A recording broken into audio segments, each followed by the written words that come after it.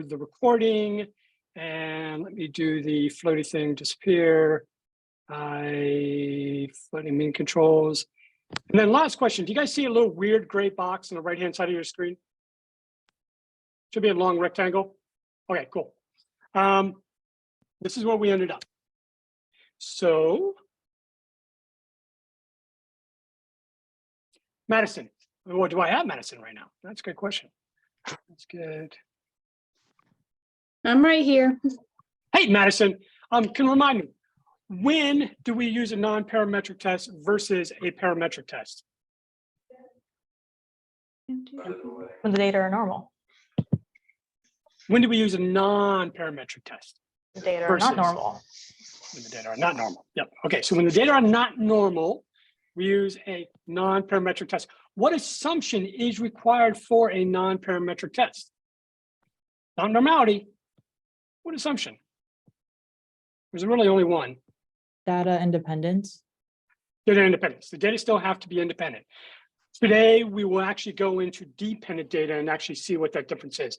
But in this context, the data have to be independent. I'm going to move something around here so I can see all of you. Thank you for that. Okay, so you guys did this. What I'm going to do is break you guys up. What I want you guys to do is I want you to plot that comparison in ggplot2.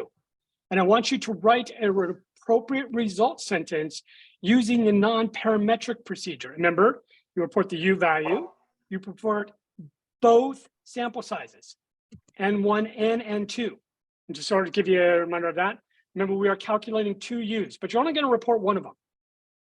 But you need to report both N values because the 2 N values relative to U is how you get your P value. This will take a little bit of time because you're going to need to get out the code from the ggplot2. And again, I would encourage you to work on this together in these breakout rooms. Any questions?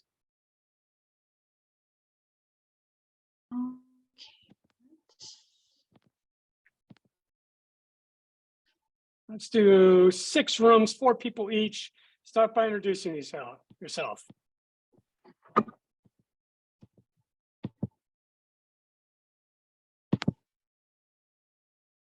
If you guys need our help, just give us a yell and we'll pop in with you.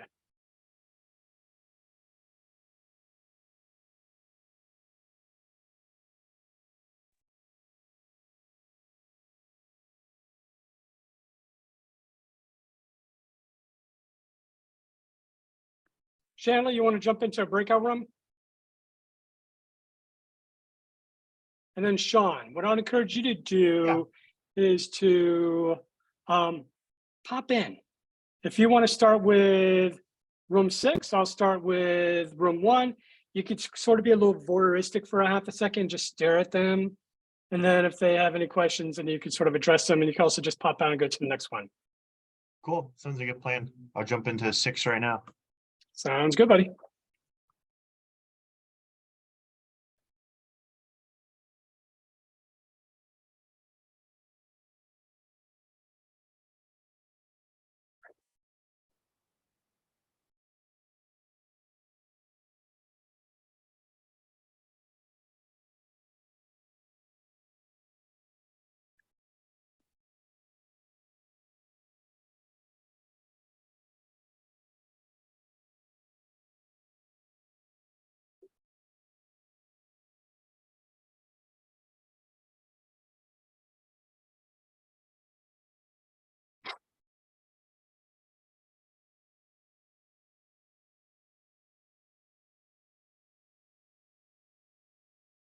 The code, is that correct? Excellent. So we're just running packages like we did before.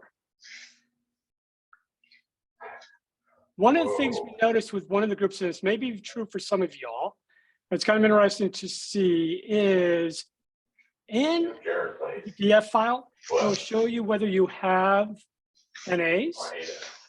If this is blank, R is not going to read it as an NA. It's going to try to read it as something else. And a few people are getting some bugs in terms of trying to run the Shapiro-Wilks because a cell like that was blank instead of an NA. We just did drop NA in my group. We tried that as well, but if it was blank, it did not work. Okay. Yeah, so if that's the case, you may need to go back out to the CSV and the Excel file and just resave that and try from there. Otherwise, what Julie said is correct. Drop NA works perfectly in terms of getting rid of extra information. So for blank cells, should we be inputting NA just so that works properly? Yeah, it's a good question. I think what I would do normally is I would just resave the file, just empty cells, and see that it imports. Something just weird may have happened. Wait, so do we want it to say NA or we don't want it to say NA? In R, you want those cells to show up as NA. Okay. In Excel, Well, could you imagine a case of really high level, it's probably like right now. You might have had it pass it off. Julie, do you mind actually pasting that line of code that says drop NAs? Yeah, I'll be right there.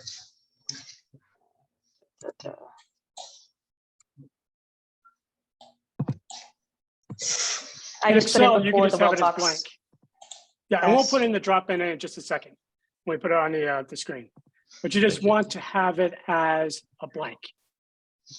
And for some reason, for a few people, it wasn't being read properly.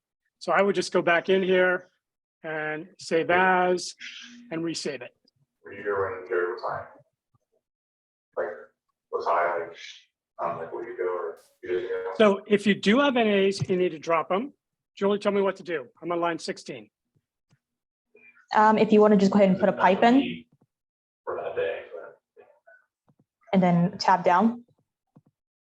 And you need to put drop No, you wouldn't. underscore NA, parentheses, males. That should work. And then let's put a note in here. So someone else, tell me what we are doing with this command.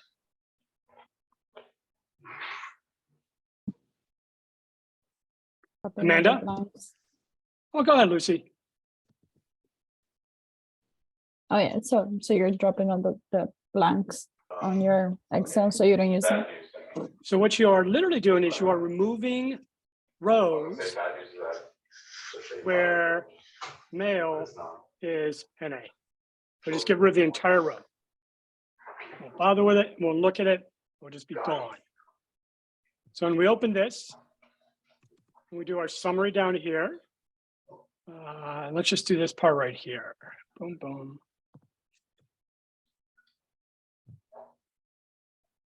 You can see that there are 4 NAs for parasite, 1 NA for males. If you run the entire pipe and you do the summary, oh, what do I got? I got an error. It just means you already did it, right? Maybe so.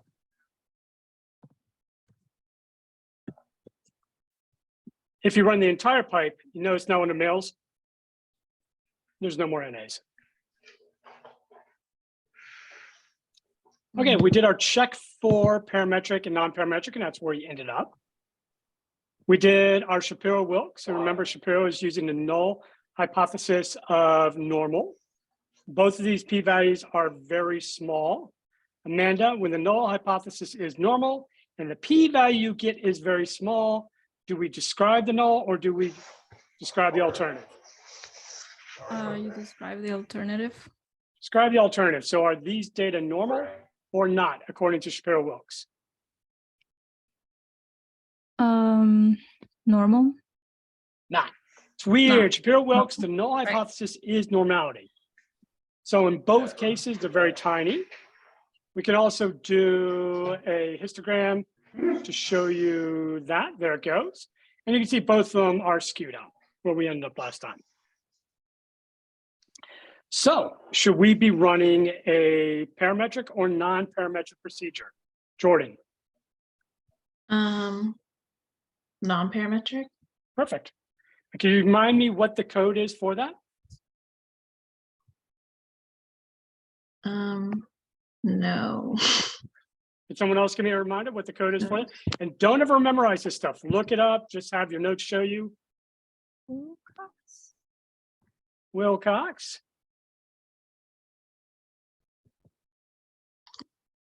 That test, and what do I do now?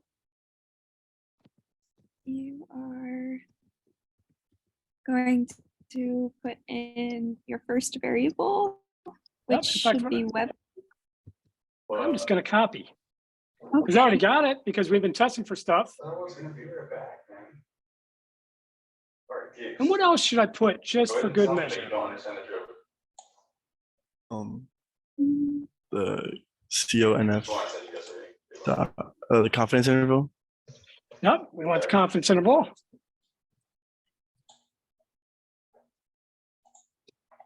And we want to level 95%, so we're pretty good there. So should we run it? You there for that? We got an error.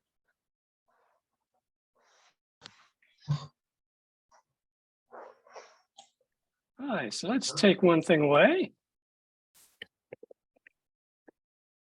That worked.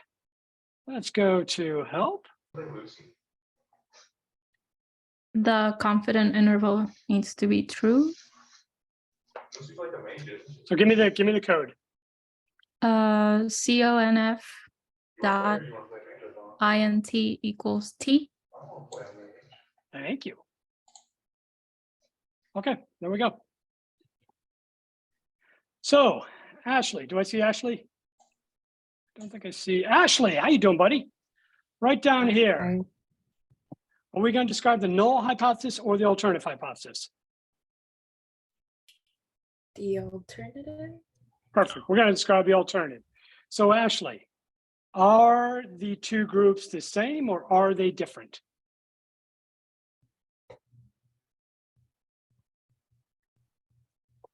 Different? Perfect. We're going to describe the alternative, which means that we know the two groups are different. Webs with males have a different height within the canopy than webs without males. That's what we know. Do we know which one is larger at this point in time? Nah, all we know is there's a difference. The p-value is where we start. One of the best things to do is to then create a figure. So, But then, Gabrielle, in ggplot, what is the first element of a figure we need? we probably should have, Like to start the code for it, Yep, not played this on. you do 2_sample equals ggplot. For this game. 2_sample. I'm gonna add plot in there. Equals ggplot. And then in parentheses, I have AES. And then in those parentheses, I put X equals males, Y equals web height, and fill equals males.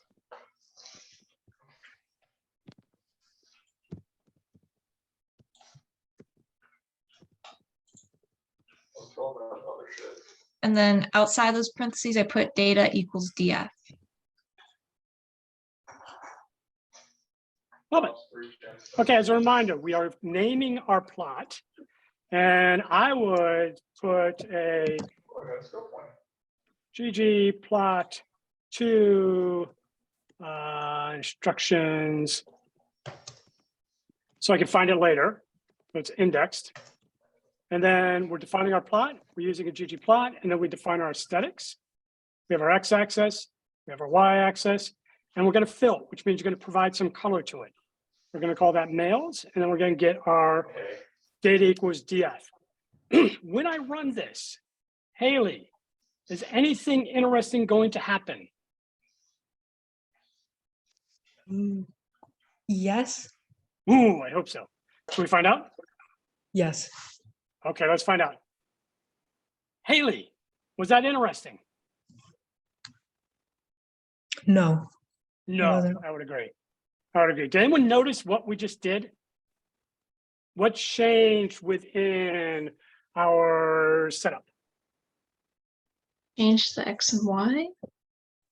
We defined X and Y, and what changed in our We environment? added something to our environment.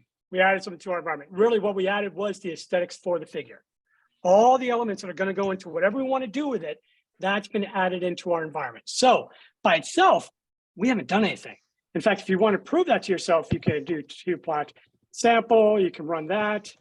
Ooh, that's exciting. We could see the x-axis, we could see the y-axis, but there's nothing there. Why? Because we didn't give the physical command to plot yet. Well, I just did right here. Want me to do it again? Sorry, are you ready? Are you ready? Dr. Lemon, sweep this out, get rid of it. Let's do it. Ready to see what happens? Ooh, Oh, okay. is that exciting? Something to do with box We didn't plot. define So- what the plot's supposed to look like. Excellent. So we're going to do to sample plot, but now we want to add to it. In ggplot, how do we add sentences? How do we add grammar? You have to put a plus. We put a plus sign. Love it. Love it, love it, love it. So we've built our aesthetics. We have our aesthetics, but we don't have anything with it. We put a plus, now we got to add information. So do I see Lauren? I don't think I see Lauren. Is that right? Fabiola? I thought I saw Fabiola.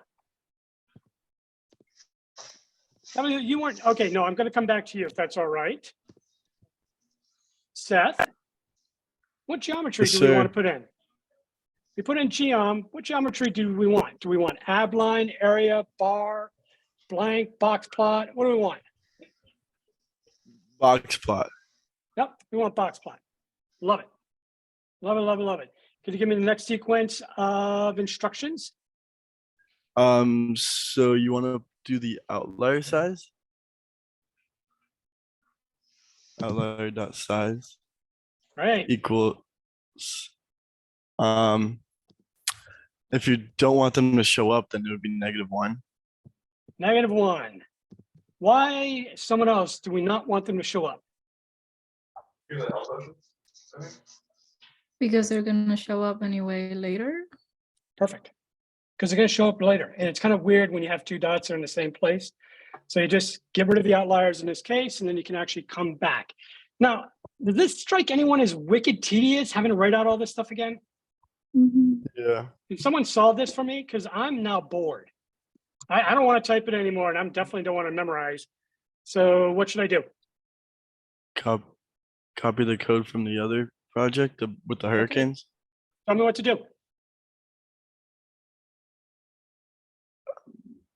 Do you have the code for the hurricane one that we did for this? I don't know. Where would I go find it? File, Love it.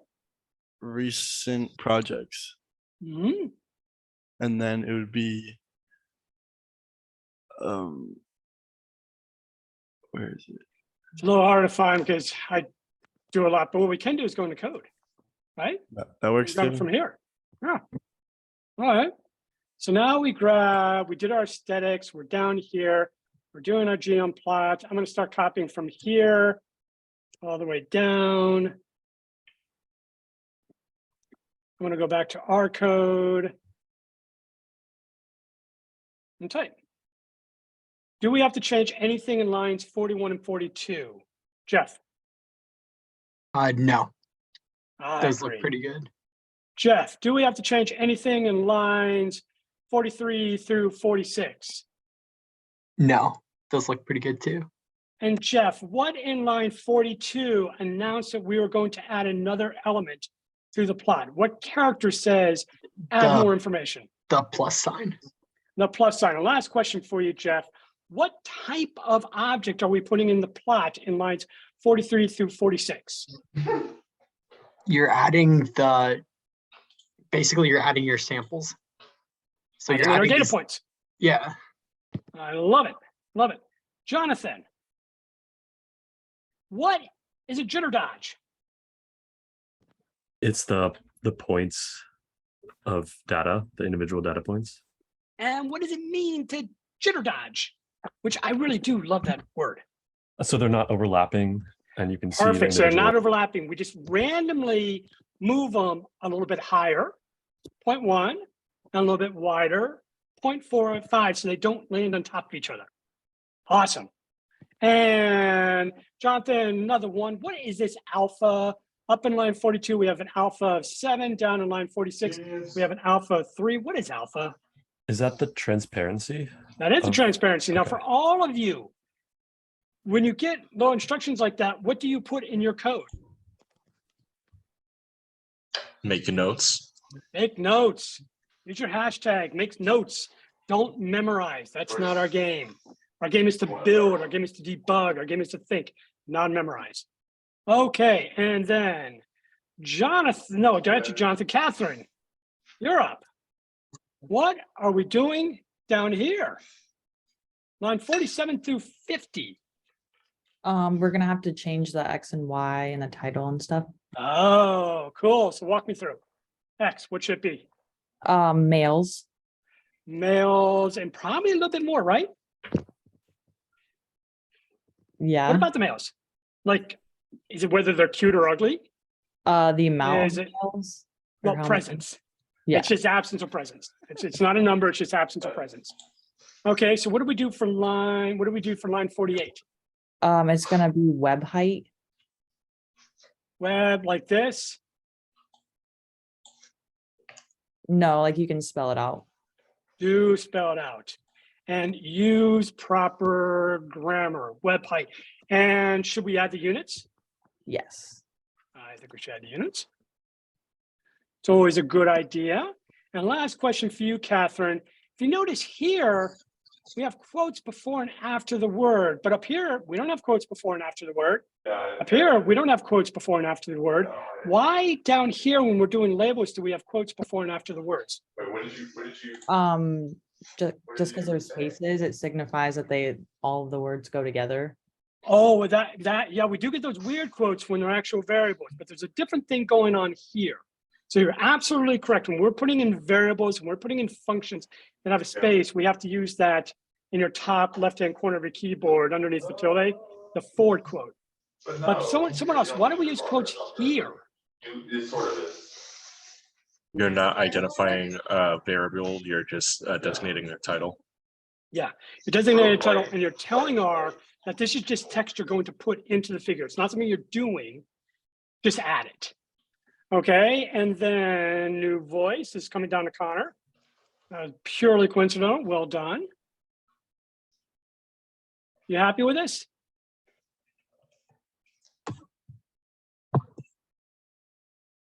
No, I'm not happy with that. No. I'm not happy either. Can we add a title right now? Based on this If P you- value, that's interesting. You can. Not correct. You cannot add a title right now. Can someone tell me why can we not add a title right now? I know what's going on. Yeah, we don't know much about the data. Bingo. All we know is that there's a difference. That's it. We don't know what the pattern is. We don't know what it looks like. So when we plot, we actually do it in 2 steps. We plot, we look at the pattern, and then we go back and we add more information. Can we add the t-stat, degrees of freedom, and p-value? Connor? We don't have those values yet.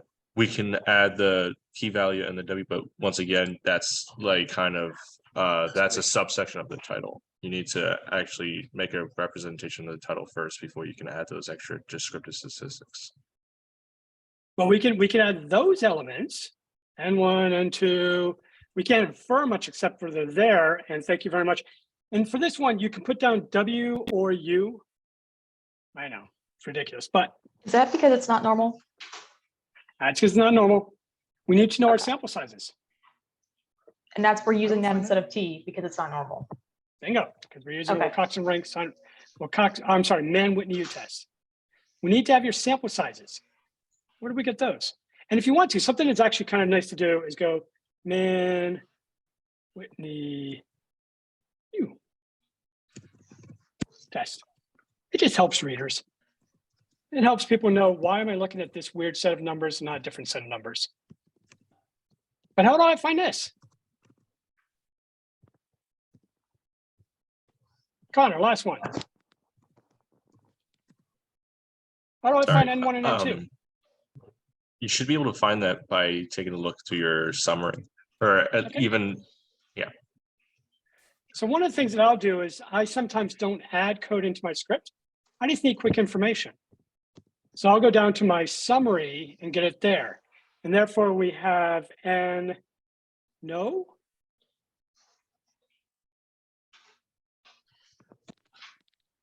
And yes, and we can add in our information. 70 webs did not have males, and 22 webs did have males.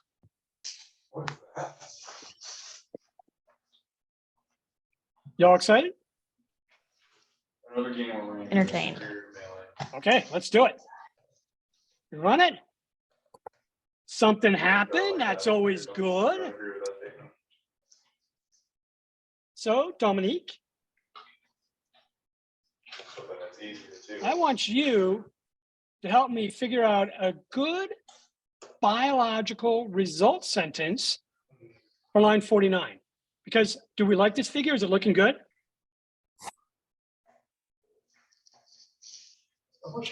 It's looking good. It's looking good. It's pretty sexy. I'm glad with it. It's all right. But we got a little jitter dodge going on. We've got good fill going on. Our names are good. We've got no, we got yes. Our web height is very clear. There's that one spider web that was just way too stupid up there. Notice that. This guy is way up there and no males. But we don't have a result sentence. Dominique, give me a good, simple biological result sentence.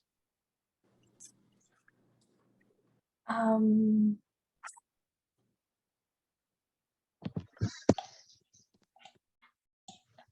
gonna be honest. I was making hummus for my pretzels, so. Yeah, no. All right, I need a result sentence.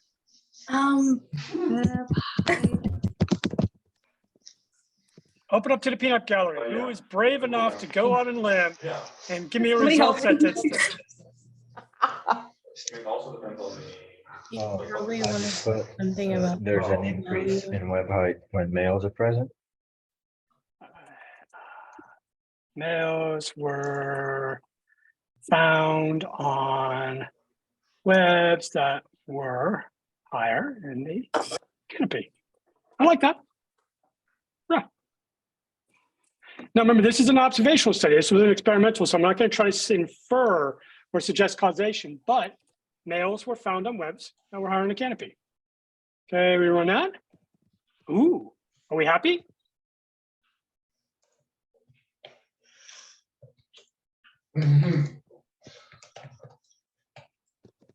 Yes, no? You have to save. What's up? What's up, Lucy? Don't you have to like save it before you have them? Oh, so I'm gonna save it. And now, do I like this plot? Like, does this plot fill me with joy? We want to delete the legend. Oh, we do. We do, because that's redundant. And redundancy is stupid. Can someone remind me how we delete the legend?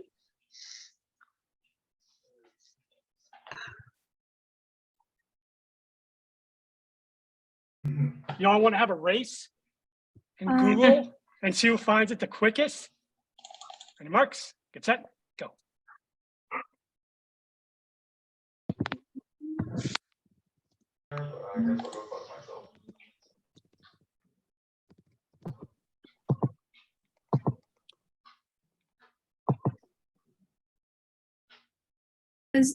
Would you do position equals or and then parentheses none? So I'm doing position equals. Or you do Parentheses and then that? you do No. plus, you add a plus. Yeah, there you go. Okay. And then you can hit enter. And you can delete the position thing. Okay, that was wrong. Hit enter? No. Oh, we lost everything. Oops. Too much. I'm getting clowned on. Oh, yeah, it kills us every time. Why does it kill us every time? You click- Deleting the environment. Plus automatically reads the next line. And that deletes our environment. So we'll go back up top. There were two of us. Okay, anyone find a solution yet? Plus theme. And then parentheses. Legend dot position equals parentheses none. Or not parentheses, I mean quotations, my bad. I apologize. No, good. Should we try it? You guys excited? Is that the right parentheses? I don't know. Or- You haven't told me yet. Do you want me to I change mean it? quotation marks. Yeah. You want them different? Do you want them these? I want two of them. So you don't want that? No. All right. You want double quotes? Yeah. There you Cool. go. You guys want to do it? It worked for me. It worked for me. One AOE for that one. Oh, is that sexy? Is that good? We can make the title bold and position in middle position. I will show you, not today, but next Tuesday, how to create themes so that all of your graphs are standardized and organized more properly. But that gets a little complicated. So if it's okay, I'm going to hold off one more time on that. But we like this? Okay, so we like our figure. How do you save it? We go up to export, go down to save image.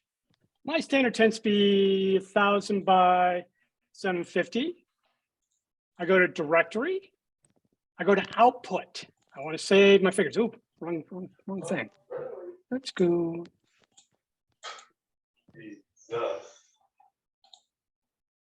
Wow, there's an experience obelisk right here. We just missed out on it. I go to my output folder. And then I'll do something like web height by males. I want to see a view of it after I save. And that does pretty well. Now, again, next week, we will go into how to change the fonts, how to reposition them, how to change colors and make it sort of what you want. But this is good. Is this good? I have a question. If I'm getting for my ggplot an NA column popping up, that should not be happening with the drop NA code that we had put in earlier under the pipe, right? Yep, that is correct. If you give me 2 minutes, you and I can address it. I'm going to leave this up for a half a second and then give everyone about a 5-minute break. I had a question about mine as well. Mhm. I'm getting everything, like my code's the same as yours, but I'm not getting the title or subtitle, and I'm not getting the different like data points within the plot. Like I just have the 2 rectangles and that's it. And All right, give me a few seconds. As soon as we go on a break, both of you guys stick around for half a minute. We'll take a look at your screens. Okay. All right, so let's go take a 5-minute break. Come on back at 4:30, and I will see you momentarily. People. And if we go into the project, each one of our units I've saved as a different project. I'm going to encourage that all the way through. So if we go to this one, you have the project, and you have 3 folders. You have the code, the data, and the output. Let's actually go to the one we're just doing right now, 7B. In the code, we have 2 separate codes. We have Hurricane and we have Spider. And notice it's 7B_2 sample_Hurricane. 7B_2 sample_Spider. You may actually want to change that to parametric and non-parametric, if that helps you remember what stuff is. When you go into the data, you have both files. And then when you go into the output, you have the figures that you've created. Does that make sense, Ashley? Yeah, thank you. Yeah, so this will get real confusing fast if you don't keep things organized all the way through. And when we have another break, if you want to, happy to sort of take a look at your organization. We can sort of help figure out that or help clean up that. Okay. Other questions? I have a question. I'm gonna share my screen. When I run the ggplot, it doesn't come up with anything. It says that there's an error in check aesthetics. Gotta see gotta show us your screen, boss. I'm trying. Here we go. Okay. So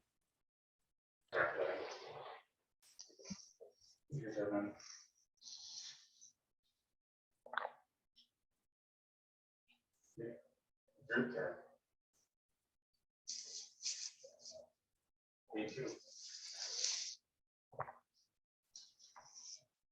Okay.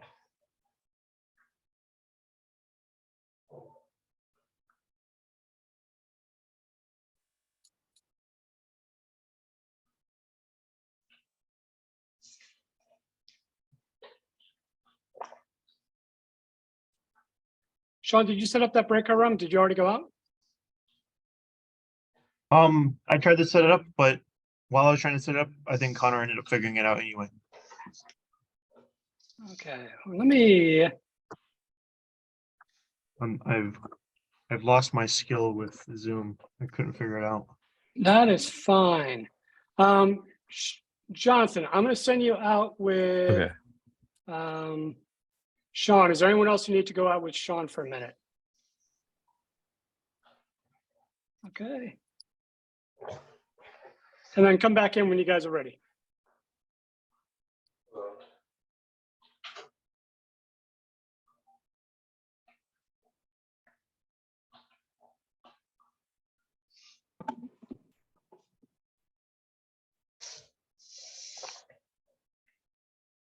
Okay, you guys should see a PowerPoint at this point.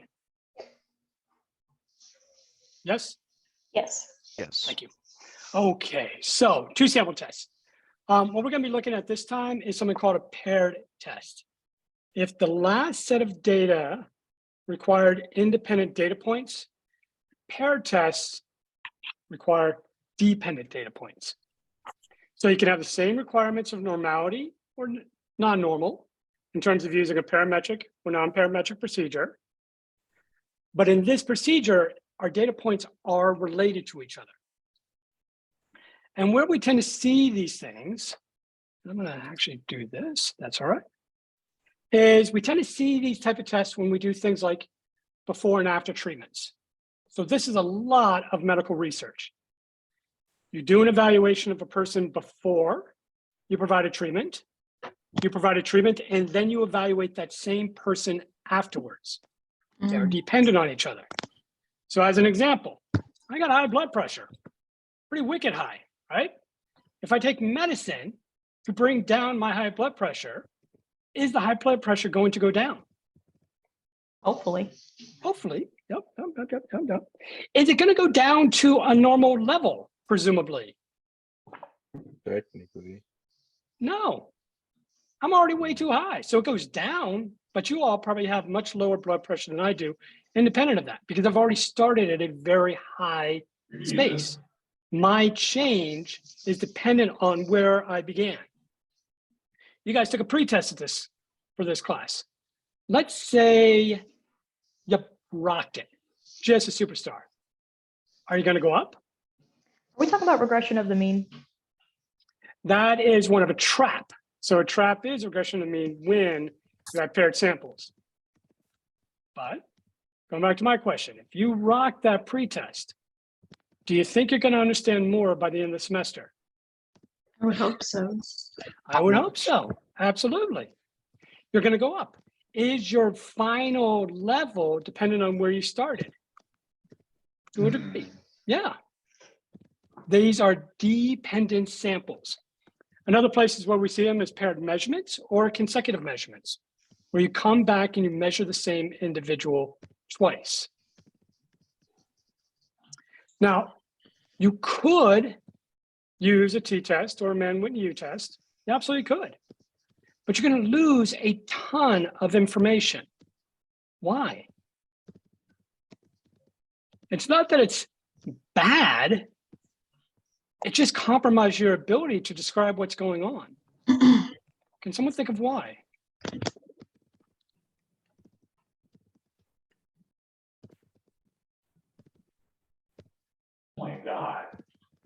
So we're comparing data instead of analyzing data? No, you're analyzing data and comparing data in both cases. Okay.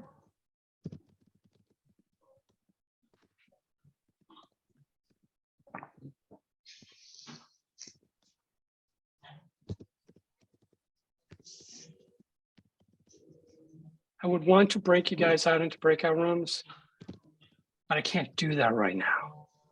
So what I am going to do is I'm going to let you guys all talk to each other. I'm going to put myself on mute. I'm going to stand up for half a second, get my cup of coffee, but I want you to explain to me why doing a traditional t-test or a traditional Mann-Whitney U-test would be a bad choice when the data are dependent. So essentially, when you're measuring the same person twice, the same animal twice, the same genome twice, the same plant twice, when you measure them consecutively, you don't want to use either of these two procedures. Sound good? All right.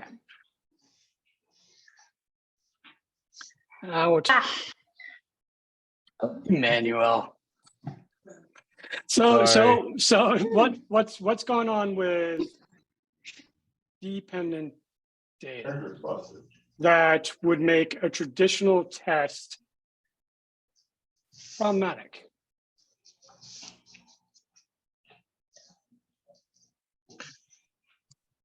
So what I was talking about earlier, I'm not sure if I have the right assumptions here, but in those tests, you're assuming you're testing for interconnection, but in this kind of test, aren't you assuming there's already some sort of connection since there's dependence? Mm-hmm. Yeah, there should be some connection from those dependence. So let's maybe use an example to illustrate this point. This is an experiment I did a long time ago with paper wasps. These paper wasps, we've already talked about once in this class, Miscacetus mexicanus. They can set up nests as social females where you have more than one animal on the nest. They share reproduction, they share work, they share defense. Or they could set up a nest by themselves where they're the only female on the nest and therefore they do all the work, but they also have all the reproduction. And we had a hypothesis that the willingness to set up a solitary nest was influenced by the density of the population. And the more dense the population was, the lower the frequency of creating solitary nests. So what we did is we did an experiment. And what you're looking at here is you're looking at illustrations of palm trees, which were their populations. So each one of these is a tree, each frond is a leaf, and these animals set up their nests on these fronds. And they tend to set up only one nest on a frond. So trees with a lot of fronds, like this one, can have a lot more nests. Trees with very few fronds, like this one, are more dense because there's fewer nesting opportunities there. So we did an experiment. In the experiment, what we did is we did one treatment where the density was controlled. We determined how many females were solitary. We then removed every single nest and forced these animals to re-nest. In this case, we cut the fronds and put them back on the tree. And we came back 14 days later to determine how many of the females were now nesting as solitary females. If there were a lot of solitary females to begin with, well, afterwards, there might still be a lot of solitary females. It's dependent. If they start with very few solitary females to begin with, then you might assume when they're done, there would still be very few solitary females because it's dependent. What we wanted to know is not what happens in the tree, but on average, what happens in the population, in this case, when there's a control. We did a second set of experiments where we had some number of trees. We also described how many were solitary. We then removed all the nests and we cut off and removed half of the fronds. So we increased the density by reducing the number of nesting sites. And we came back 14 days later to determine how many solitary females were there. Does that make sense? Yeah. Question was the experimental design. Questions on how this is a dependent sample. Measure a population, you do an experiment, you come back, you measure that population again. These two sets of numbers are interrelated because it's the same population. You measure a population, you do an experiment, you measure the same population again. These are dependent samples because they are the same population. Questions? Okay. So the test couldn't be easier. All we do is run a t-test and do paired equals t. But before we do that, let's open up the actual Excel file. Maybe this game would be more fun with boss rush, but like this is just so like, and the fact that we could die and we just...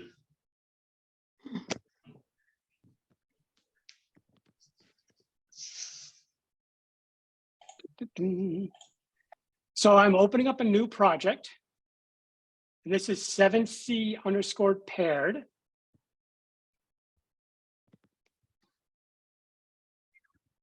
I've already populated this. And what I want us to do is start by looking at the Excel file, look at the structure of the data.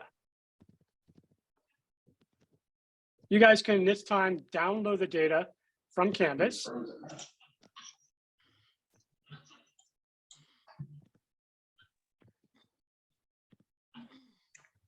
Yeah. I figured those potions did more than they did.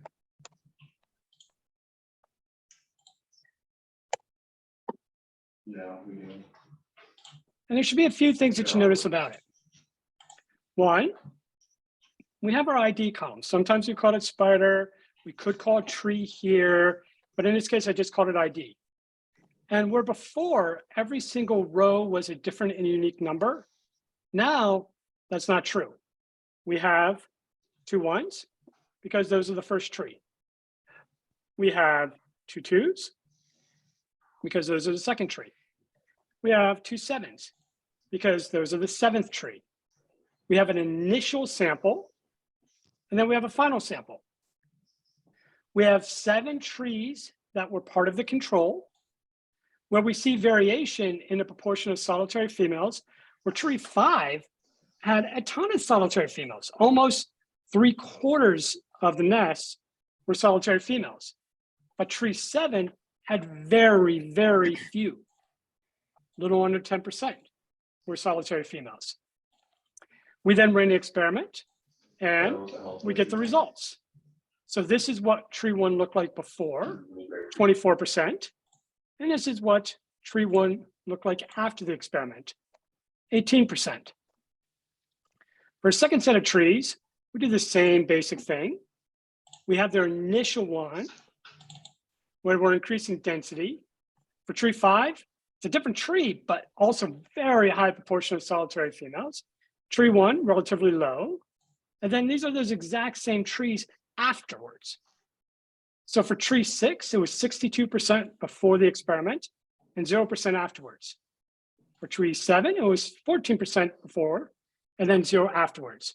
So when we do paired data, there's some things we have to structure. One, you have to have a column that is your sample, and you have to have each sample identified twice. You could do it by numbers, you could do it by letters, you could do it by names. I find it's easiest to do it by numbers. You then have 2 periods of the study. It might be pre-post. In this case, it's initial and final. And then you can have separate experimental trials. In this case, we have a control experiment, and we have an increased density experiment. So we take this, I'm going to save it. I'm going to go to my folder, my project. I'm going to save in here. Now this is an Excel file right now, so I'm going to resave it. And I'm going to save it as a CSV.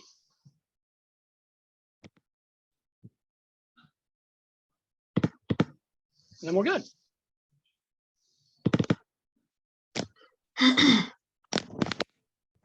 So far, so good? Okay. Yeah.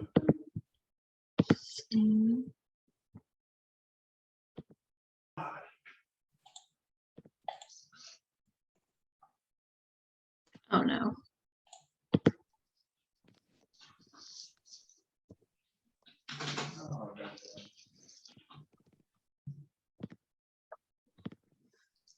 So I'm going to start us with this.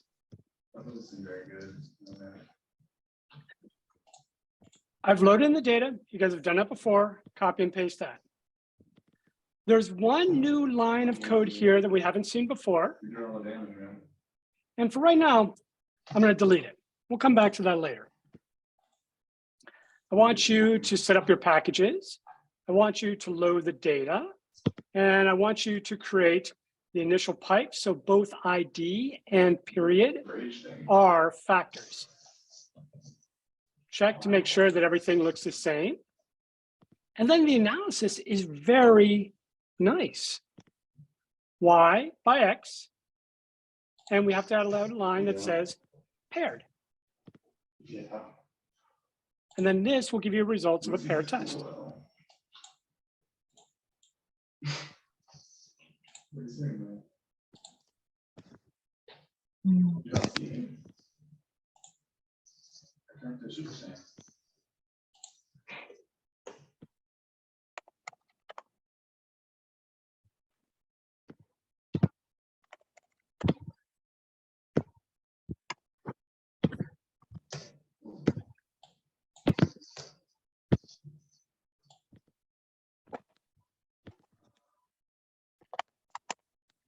Here, maybe boss rush, Russian.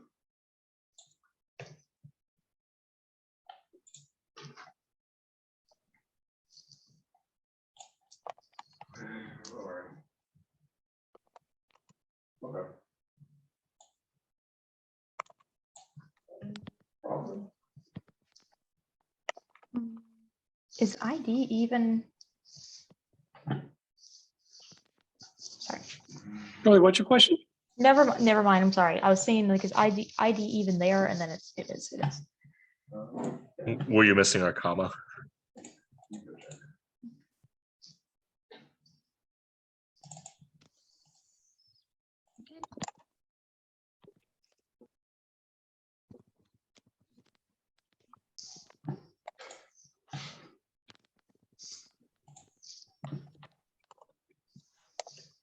I can't check.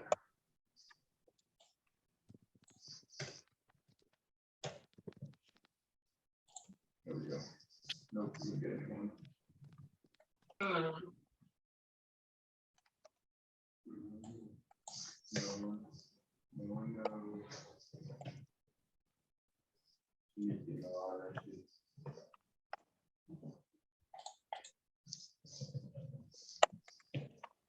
I wanted to save them up, but I realize now that you have to spend them now off the next two.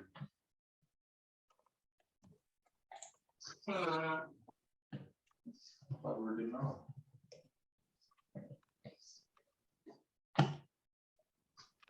Oh, that's why. Oh, so I can't keep points.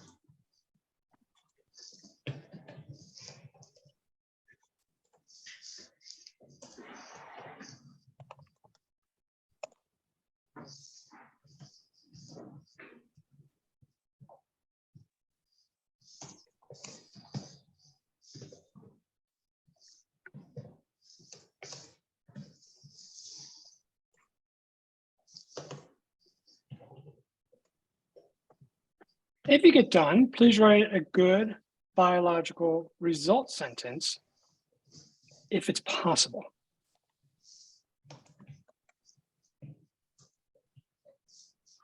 Let me rephrase that, if appropriate.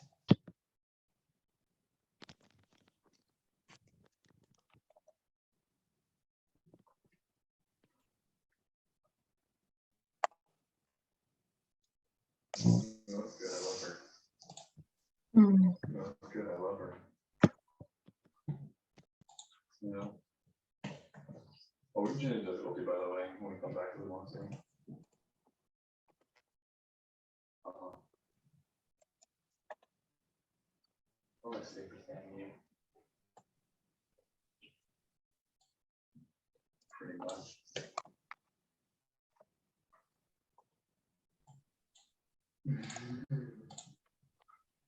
Oh. have rate regeneration now. Anyway, doesn't matter.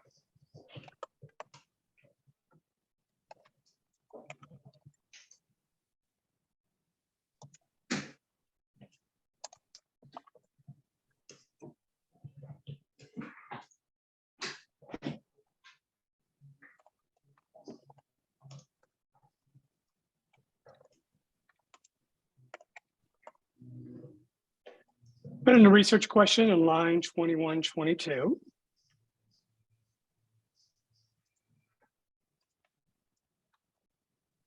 So Nick, give me a good biological sentence, result sentence.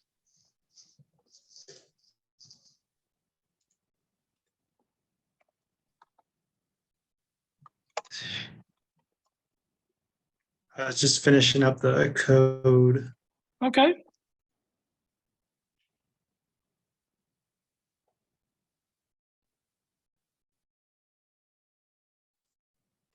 Diana, can I get a biological result sentence from you? Sure, let me try. Let me read the question again. So the number of nesting sites does not change, or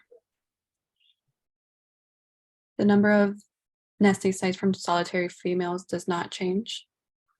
The number of nesting sites does not change. What happens to the proportion of solitary females? Stays the same. Yeah.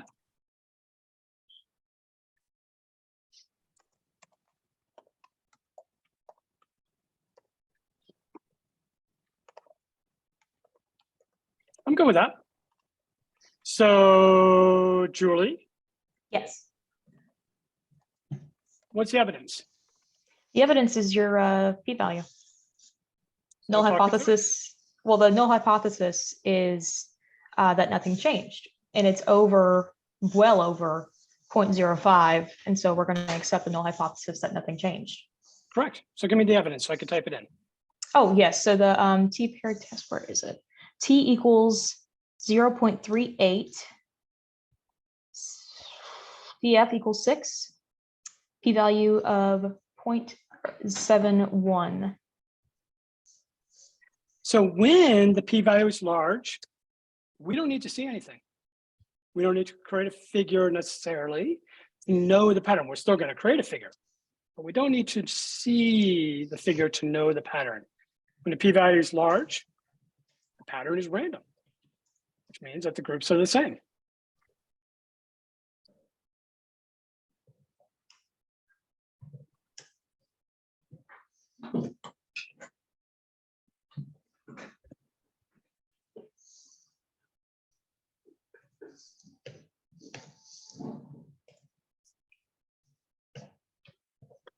Okay, so I'm just going to run here line 29. So we can see that, and we can see, you know, our medians are really close to each other. Our means are really close to each other. The final is 43%. The initial was 37%. Is that kind of weird that we're seeing the final first, the initial second? So this is the plot theme, and I'm going to come back to this, but I want to show you something first. So this is going to create the environment that makes our plot look a certain way. And then I'm actually going to run the plots, and I want to take a look at it before I show you how to do this. So I created a data frame that has the y-axis control, the x-axis of period, has the ID being defined as ID. And then of course our data is df. I like to make sure that I can see that everything is proper. That's the command head, which shows us the first 6 rows. And then of course we use summary, and we can see that we have now groups, we have IDs, and we have Ys. And the reason we use that is when we actually make the graph is really good looking, but it takes a lot of information, and we'll go through that in a half a second.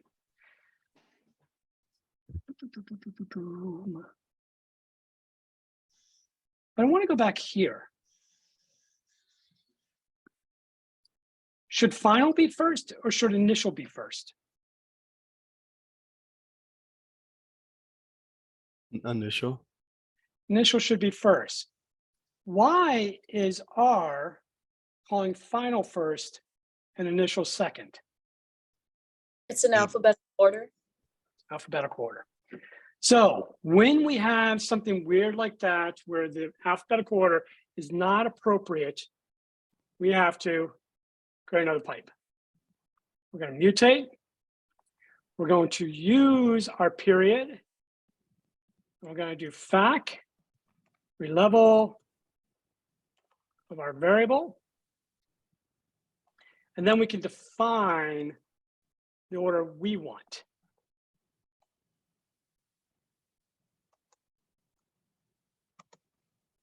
So once we do that, if we run our results, we see summary. Right now, we don't have anything. When we run, I'm going to just run lines 14 through 16. When we do summary of that, we say it's showing final first and initial second. When we run the entire thing with lines 17 through 19, we now do our summary.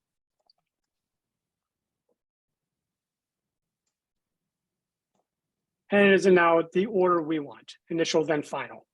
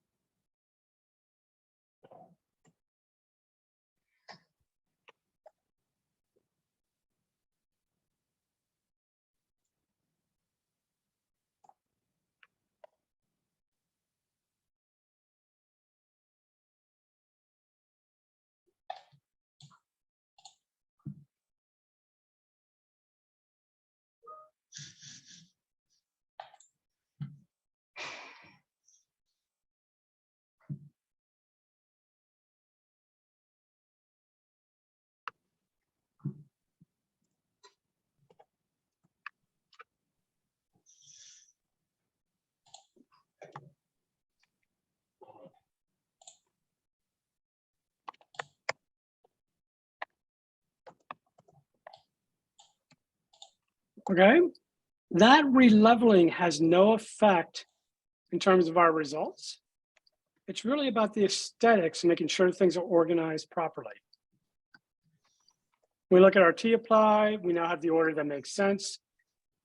Initial first, level second.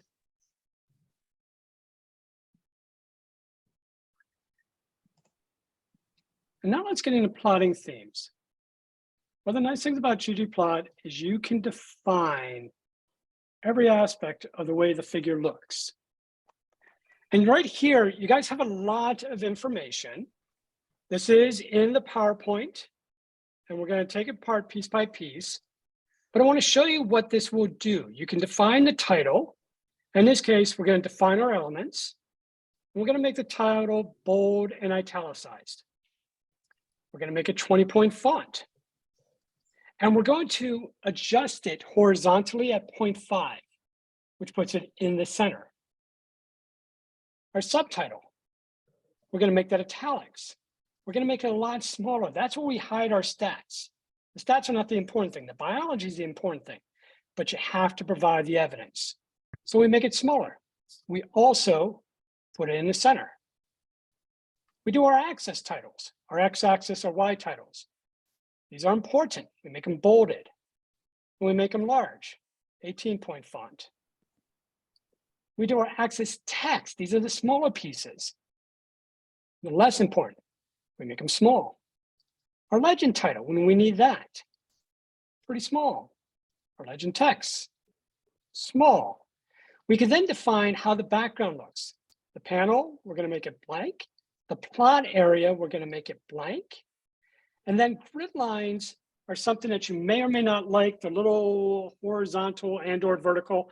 I generally show the horizontal ones. We make those, gray. We make those size 2. I'm going to put this in the chat because that is a lot of typing. I can find the chat. Oh, there it is.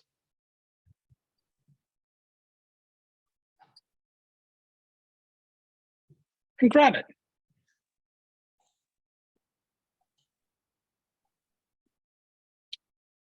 When we run it, it just creates a theme telling us all the different properties in each area, whether we're going to have a family face, what it's going to look like. But it helps us have a standardized aesthetic, which is important both for papers that you write and posters you present. How many people are going to be presenting this fall at the Showcase of Undergraduate Research? I think it's December 9th. Anyone? I will be. Good. Guess what, Jeffrey? I want to see good figures like this. All right? Pressure's good. on. Pressure's on. Absolutely. All right. Wait, so how do you actually copy from the chat? I'm working on it and I can't do it. Yeah, same. It lets you copy, but doesn't let you paste into R. Well, let me see one thing real quickly. Did I give you that? No, I'll put it into the PowerPoint and give it to you guys. Okay. But I'll give it to you after class if that's all right. Yeah. I can clean up some things. Yeah, I'll stop working on it now too. But what I do want us to do is I want to go through each step of these plots. Let me first show you the plot again, and then walk you through it step by step. First thing we're going to do is create a data frame.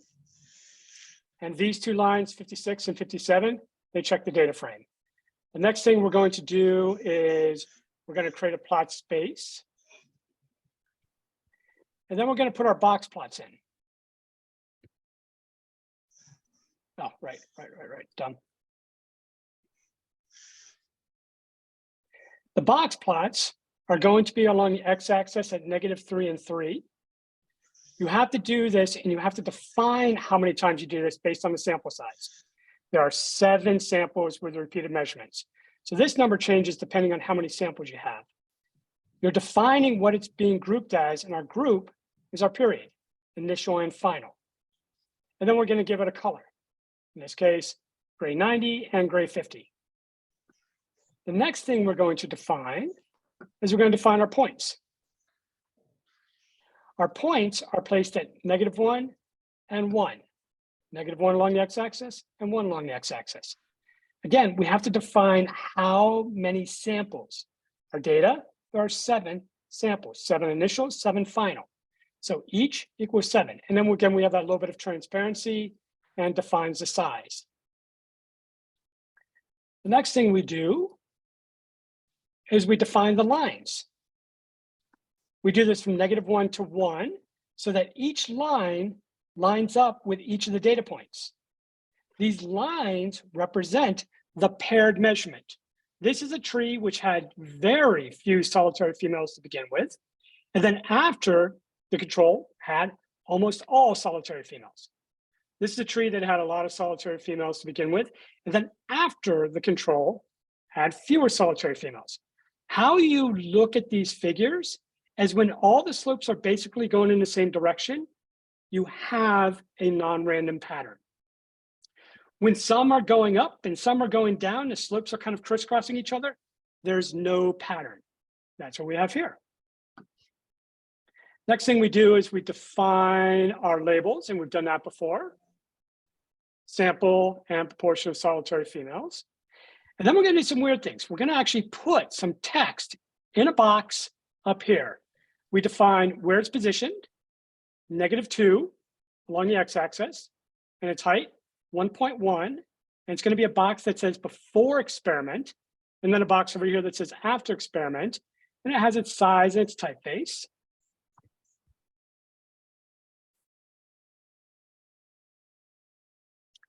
And then the last thing we do is we put in our themes. We get rid of our axis labels, we get rid of our legend, and we put in our theme. I'm gonna run that.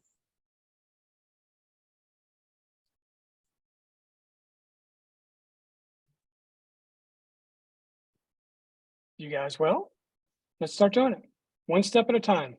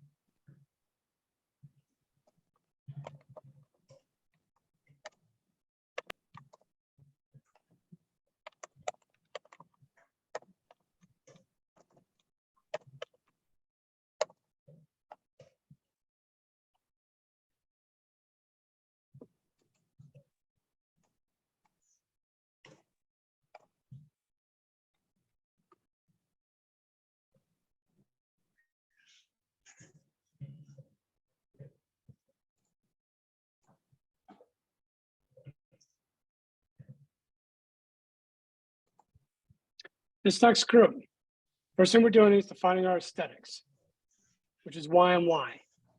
We're telling the computer that we are doing 2 samples for our Y-axis. Creating a box plot, where the plots, the boxes are going to be positioned along the X-axis at -3 and 3. Each defines your sample size. We have 7 samples initial and 7 samples afterwards. They're defined by your group. In the last section, the group was the period. And then this just gives the colors that we want. This was something that was published and did not have color as an option. Let me rephrase that. I didn't want to spend $250 for color, so we made them gray.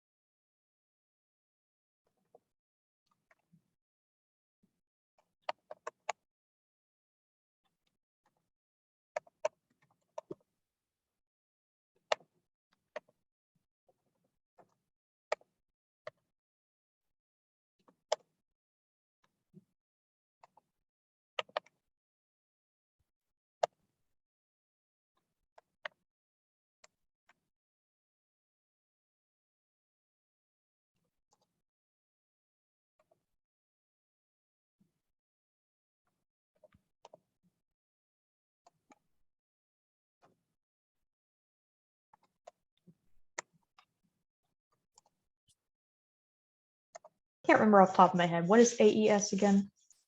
Aesthetic. Aesthetic, that's Where right. you define your X and Y axis. Thank you.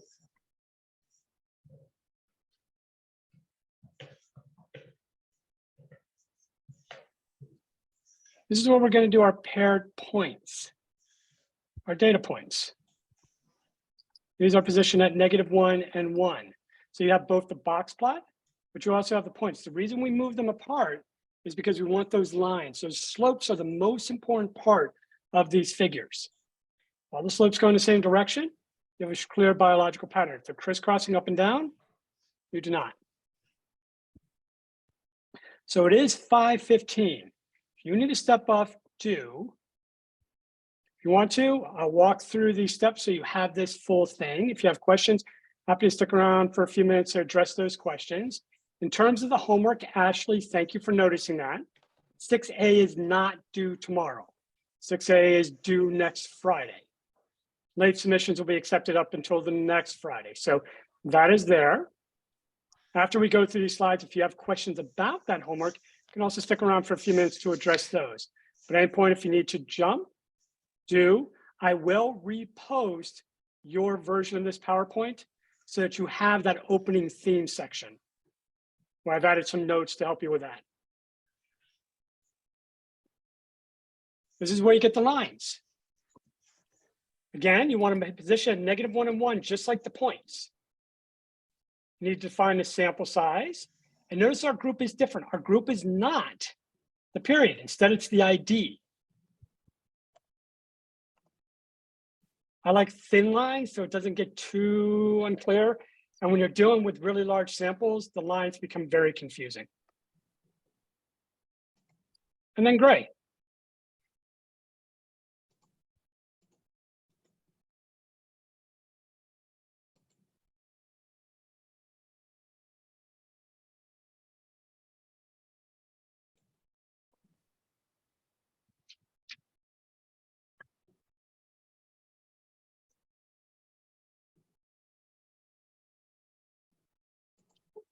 The labels, you guys have done those before. So put them in, proportion of solitary females sampling.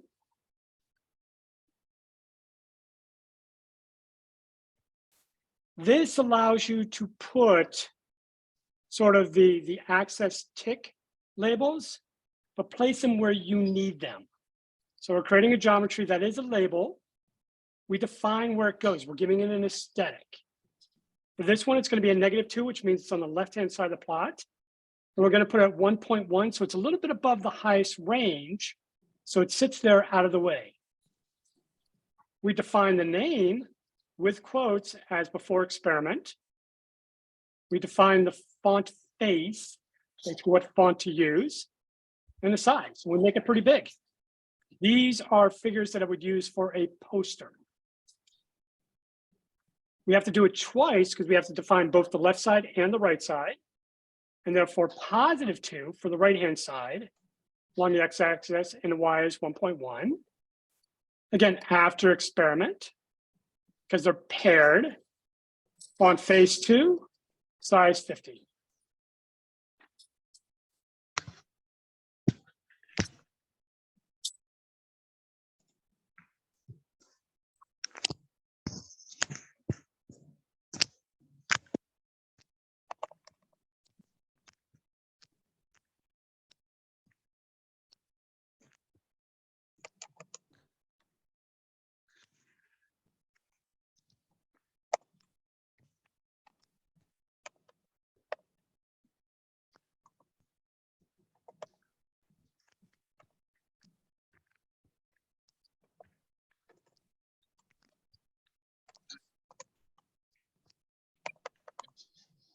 And then last but not least, removing stuff.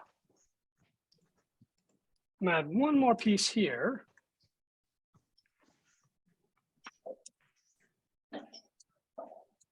My theme. We're gonna remove the ticks and the legends, and then we put in that my theme part.